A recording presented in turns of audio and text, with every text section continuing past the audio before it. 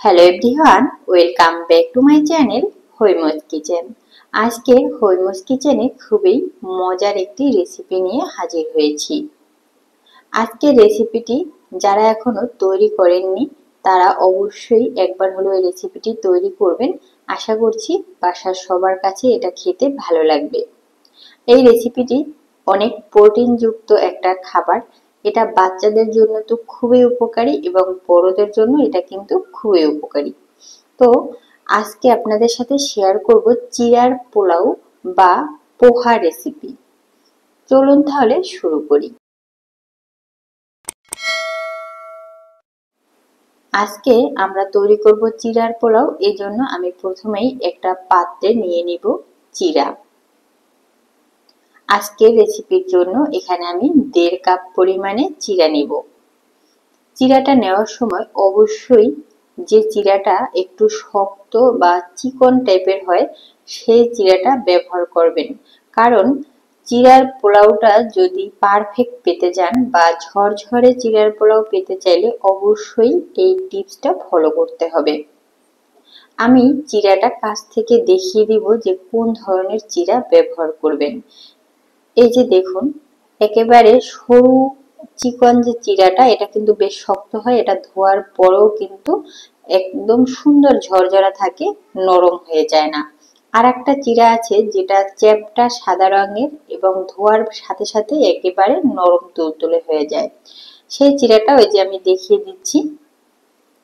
এই সাদা চিড়াটা দিয়ে কিন্তু ভালো এই চিড়ার পোলাওটা তৈরি করতে পারবেন না। তো আমি পাশাপাশি দুইটা চিড়া রেখে দেখাচ্ছি। এই যে সাইডের চিকন যে সরু চিড়াটা সেটা ব্যবহার করতে হবে এবং ডান হাতের যে সাদা চিড়াটা সেটাকে কিন্তু ব্যবহার করা যাবে না। তো চিড়াটাকে এখন আমি ভালোভাবে ধুয়ে নেব। চিড়ায় কিন্তু অনেক ময়লা থাকে, আর এটা ধান দিয়ে যেহেতু তৈরি হয় তো ধানের কিছু খোসাও এর ভিতরে থাকে। তো এজন্য এটাকে 7-8 বার এরকম হাত দিয়ে একটু কষলে কষলে ধুয়ে নিতে হবে। যতক্ষণ না পর্যন্ত পরিষ্কার পানি বের হয় ততক্ষণ পর্যন্ত এটাকে ধুয়ে নিতে হবে। তারপরে একটা স্ট্রেনারে করে এটার যে বাড়তি জলটা সেটাকে ভালোভাবে ঝরিয়ে নিতে হবে। দেখুন আমি জলটা ঝরিয়ে নেওয়ার পরে ফিরে এসেছি। এখন এর ভিতরে আমি দিয়ে দিলাম স্বাদ মতো লবণ, আর এখানে দিচ্ছি 1 টেবিল চামচ চিনি। এই চিনি আর লবণটাকে আমি প্রথমেই মাখিয়ে নেব। এটার কারণ হচ্ছে যদি আপনি ঝরঝরে পোলাওটা পেতে চান তাহলে অবশ্যই এই টিপসটা ফলো করবেন। এভাবে যদি লবণ আর চিনিটাকে প্রথমেই একটু সময় মাখিয়ে রাখেন চিড়ার সাথে, তাহলে দেখবেন রান্নার পরে চিড়াটা কতটা ঝরঝরা হয়। তো এটাকে 10 মিনিট রেখে দিলাম। এই ফাঁকে এখানে আমি রান্নায় চলে এলাম। এখানে দিয়ে দিচ্ছি তেল। তেলের ভিতরে 1/3 কাপ পরিমাণে চীনাবাদাম দিয়ে দিলাম। অনেক বেশি গরম করে চীনাবাদামটা দিবেন না, তাহলে খুব তাড়াতাড়ি বাদামটা পুড়ে যাবে এবং ভেতরটা সিদ্ধ হবে না। তো একটু অল্প আঁচেই এই চীনাবাদামটাকে ভেজে নিতে হবে। আমার বাদামটা ভেজে নেওয়া হয়ে গেছে। এটাকে আমি একটা টিস্যু পেপার উপরে তুলে নিচ্ছি যাতে করে এর ভিতরের অতিরিক্ত জলটা তেলটা শুষে নেয়। এখন আমি এই তেলেই রান্নাটা করব।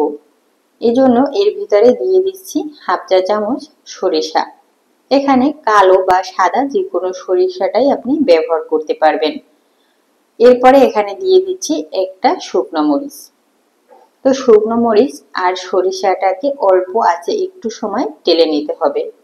অনেক বেশি আছে এটা করতে গেলে সরিষাটা অনেক ছিটতে থাকবে, যেটা শরীরে এসে পড়লে সেখানে পুড়ে যেতে পারে। তো সরিষা আর শুকনো লঙ্কাটা একটু ভেজে নিয়ে এর ভিতরে দিয়ে দিলাম 1/2 কাপ পেঁয়াজ কুচি। আর এই পেঁয়াজ কুচিটা অবশ্যই সুন্দর করে ঝিরিঝিরি করে কেটে নিতে হবে। তো পেঁয়াজটাকেও তেলে নেড়ে চেড়ে ভেজে নিতে হবে।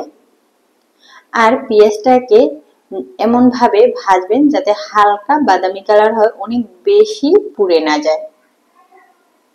তো এই যে ফেনা তৈরি হচ্ছে এটা হয়তো বা বাদাম ভেজে নিয়েছিলাম প্রথম, তাই এর কারণে একটু ফেনা তৈরি হচ্ছে, এটা ভয় পাওয়ার কিছু নেই। তো এরপরে পেঁয়াজটা হালকা বাদামি কালার হওয়া শুরু করলে এর ভিতরে অ্যাড করলাম 4-5টি কাঁচামরিচ কুচি। কাঁচামরিচ কুচিটা একটু বাড়িয়ে কমিয়ে নিতে পারেন, কারণ এটা আপনার ঝাল অনুযায়ী আপনি ব্যবহার করতে পারবেন। আমার বাসায় বাচ্চা আছে তাই এটাকে আমি অল্প ব্যবহার করেছি। একটু সময় নেড়ে চেড়ে নিলাম। তো যখন এরকম হালকা বাদামি কালার পেঁয়াজ হওয়া শুরু করবে সেই পর্যায়ে এখানে দিয়ে দিলাম গাজর কুচি। সবজিটা আপনি আপনার পছন্দ মতো ব্যবহার করতে পারবেন। শীতের সময় হলে বেশি পরিমাণে সবজি ব্যবহার করা যায়। এখন যেহেতু শীতকাল না তাই অনেক পছন্দ মতো সবজি ইচ্ছে করলেও ব্যবহার করতে পারছি না। তো গাজরটা একটু সিদ্ধ হতে সময় লাগবে তাই প্রথমে আমি গাজরটা দিয়ে নিলাম। এটাকে নেড়ে চেড়ে কিছু সময় ভেজে নিতে হবে। অনেক বেশি কড়া করে এটা ভাজার দরকার নেই, গাজর কিন্তু কাঁচাও খাওয়া যায়। তো একটু সিদ্ধ হবে এরকমটা ভেজে নিলেই হবে।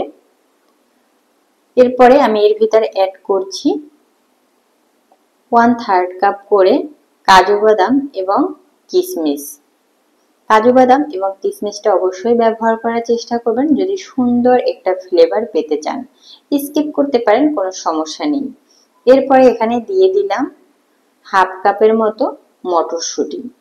মটরশুঁটিটা খেতে যতটা মজার এটা কিন্তু অনেক উপকারী একটা খাবার। তো মটরশুঁটিটা এখন পাওয়া যায় না, এটা আমার ডিপ ফ্রিজে ছিল, সেখান থেকে বের করে নিয়ে দিয়ে দিলাম। এখানে যদি আপনি মটরশুঁটি বা গাজর ব্যবহার না করতে পারেন তাহলে এখানে শুধু আলু কুচিও ব্যবহার করে এই পোলাওটা তৈরি করতে পারবেন। এরপরে আমি এখানে দিয়ে দিলাম সামান্য পরিমাণে হলুদ। এখানে অনেক বেশি হলুদ ব্যবহার করা যাবে না, অবশ্যই সামান্য পরিমাণে দিতে হবে। এরপরে দিয়ে দিলাম স্বাদ মতো লবণ। আমি কিন্তু চিড়ায় যেহেতু লবণ মাখিয়ে রেখেছি তাই এখানে শুধু সবজির জন্য অল্প একটু লবণ ব্যবহার করলেই হবে। তো সব উপকরণ ভেজে নিয়ে এর ভিতরে মাখিয়ে রাখা চিড়াটাকে দিয়ে দিলাম। তো চিড়াটা দেওয়ার পরে এগুলোকে নেড়ে চেড়ে আবারও কিছু সময় ভেজে নিতে হবে। তো সব উপকরণ নেড়ে চেড়ে একটু মিক্সড করে নিলাম, তারপরে এটাকে কিছু সময় ভেজে নিব। তো এই ফাঁকে আমি যে চীনা বাদামটা ভেজে রেখেছিলাম সেটাও অ্যাড করে দিলাম। চিড়ার পোলাও যখন রান্না করবেন অনেক বেশি তেলে এটাকে রান্না করবেন না, তাহলে এটা কিন্তু আবার খেতে ভালো লাগবে না। অল্প তেলে এটাকে রান্না করা যায়। তো সব শেষে এখানে দিয়ে দিলাম ধনিয়া পাতা কুচি, আর একেবারে শেষ পর্যায়ে দিয়ে দিতে হবে লেবুর রস। লেবুর রসটা অবশ্যই দিতে হবে যদি আপনি সুন্দর একটা ঘ্রাণ এবং এটার যে একটা স্বাদ সেটা পেতে চান, তাহলে অবশ্যই লেবুর যে রসটা সেটা ব্যবহার করবেন। তো এখন সব উপকরণগুলোকে আবারও নেড়ে চেড়ে একটু সময় এটাকে রান্না করে নিব। তো ভিউয়ার্স, আজকের রান্নার রেসিপিটা কতটা সহজ আশা করছি সবাই বুঝতে পেরেছেন।